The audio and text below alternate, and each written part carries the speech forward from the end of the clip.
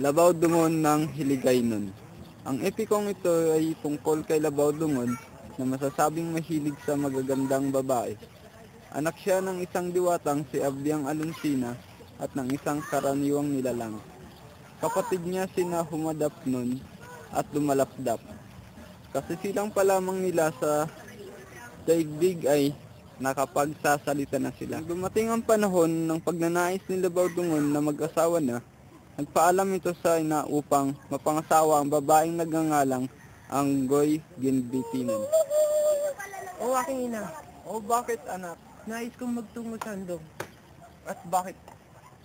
Gusto kong pakasalan si Anggoy Ginbitinan. Huwag anak, masyado ka pang bata. Pero, Anong pero? gusto ko na mag-asawa. Kung yan ang iyong pasya, may bibigay ako sa'yo.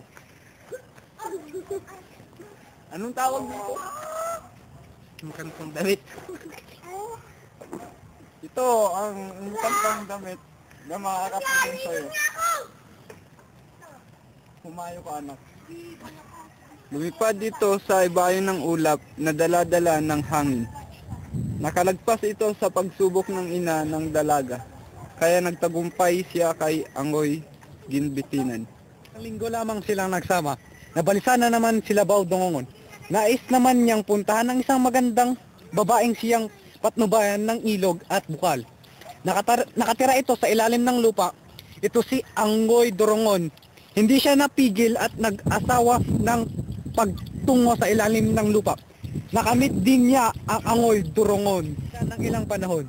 Pagkatapos muling bumalik ni Labaw Dungon kay Binitinan, nagsama silang muli. Nabalisa na naman si Dungon pagkalipas ng ilang panahon. May magandang babae sa paanan ng tagpuan ng dagat at langit. Si Nagmalitong Yawa, si Nagmaling Diwata, na asawa ni Buyong Saragnayan.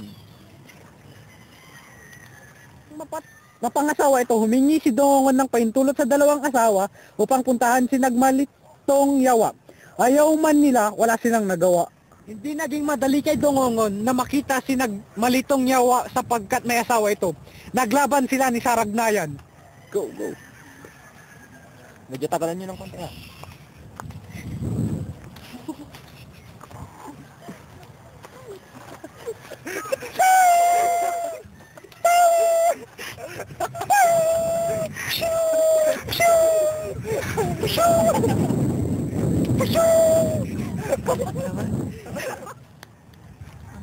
Inilubog ni Dungon ng 7 taon sa tae si Saragnayan. Ngunit hindi niya ito napatay. Binayo niya ito ng binayo. Wala pa rin nangyari. Pinaikot na niya nang pinaikot sa ulap si Saragnayan. Hindi pa rin ito namatay. Siya ang sumuko sa pagod pagkalipas ng maraming taon. Nang mapagod si Dungon at saka nanlaban si Saragnayan.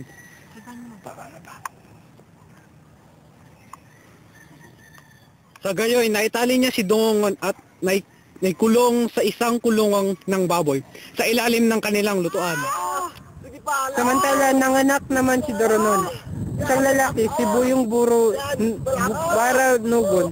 Napagsalta at nakatindig agad ang bata sa kansilang sa maliwanag. Hinanap na ang kanyang ama.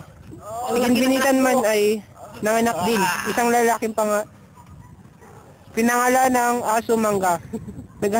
Naghanap din ng ama. Nagkasalubong dalawa sa karagatan. Naglalakad sa ibabaw ng tubig si Baranugon at nula ng bangka si Aso Mangga. Napag-alaman nilang kapwa nila hinahanap ang parehong ama.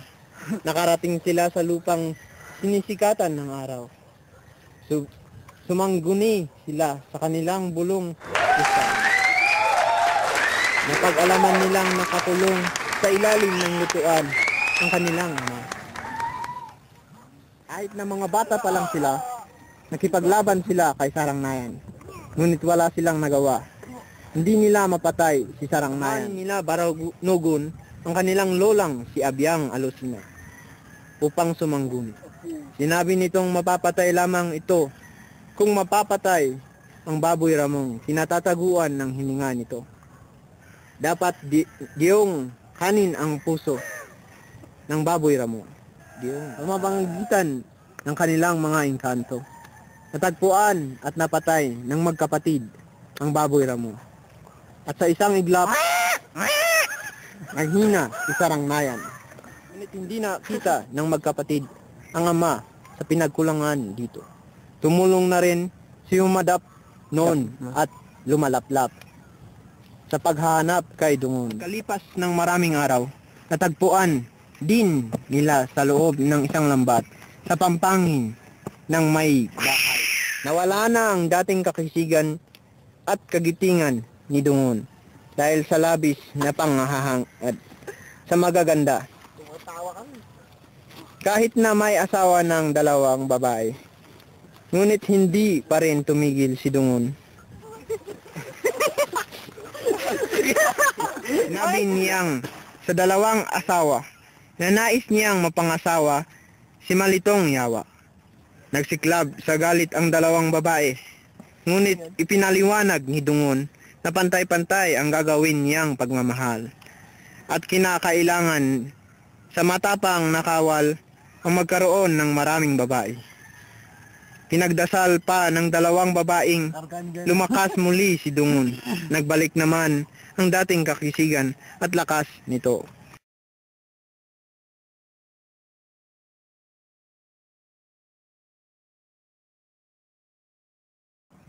Yo,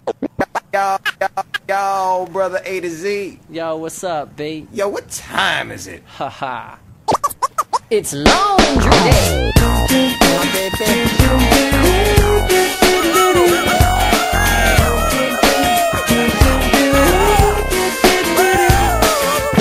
Well, let the geek and the pink take a stab at it.